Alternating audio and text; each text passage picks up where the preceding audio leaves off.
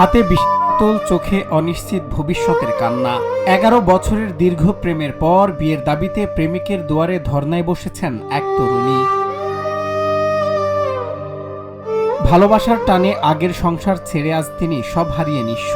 নিজের অঝোর কান্নায় এভাবে আকুতি জানাচ্ছেন ভুক্তভোগী সুরভি। তার অভিযোগ, দীর্ঘদিনের এই সম্পর্কের গভীরতায় ভরসা করেই জীবনের সবচেয়ে বড় ঝুঁকিটা নিয়েছিলেন তিনি। হয়েছে একাধিক শারীরিক সম্পর্ক, কিন্তু আজ চিনতে না পারার অভিযোগ প্রেমিকের বিরুদ্ধে।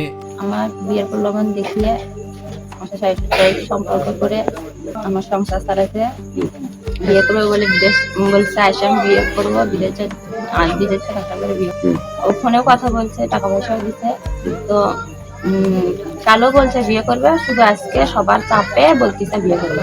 শুক্রবার গভীর রাতে গাইবান্ধার গোবিন্দগঞ্জ উপজেলার নয়াপাড়া গ্রামে তৈরি হয় এক চরম নাটকীয়তার পরিস্থিতি।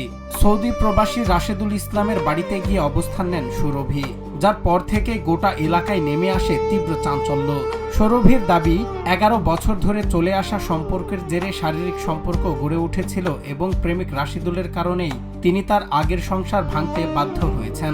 দীর্ঘ আগে থেকে সম্পর্ক, তাহলে মনে করেন ছেলের বিদেশ থাকতেই এগুলো সম্পর্ক।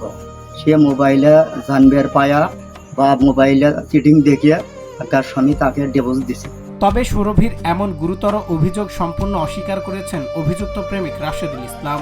কিন্তু এ বিষয়ে রাশেদুল বা তার পরিবারের সদস্যদের মুখোমুখি কোনো স্পষ্ট বক্তব্য মেলেনি, যা পুরো ঘটনাকে আরো বেশি রহস্যজনক করে তুলেছে। তিনেরা বলছে এতদিনে যা হচ্ছে, এখন দ্বিতীয়ত কথা হচ্ছে কি, আমি যদি তোমাকে মানেই নেই, আমার বাবা মা কেউ মানে নেবি না সংসার থেকে। আমি একটা অবিবাহিত ছেলে, তুমি বিবাহিত মেয়ে।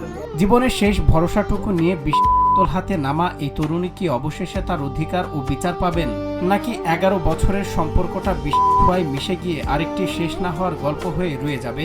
এই প্রশ্নই স্থানীয়দের। সজল বিশ্বাস, নিউজ ডেস্ক, বাংলা টিভি।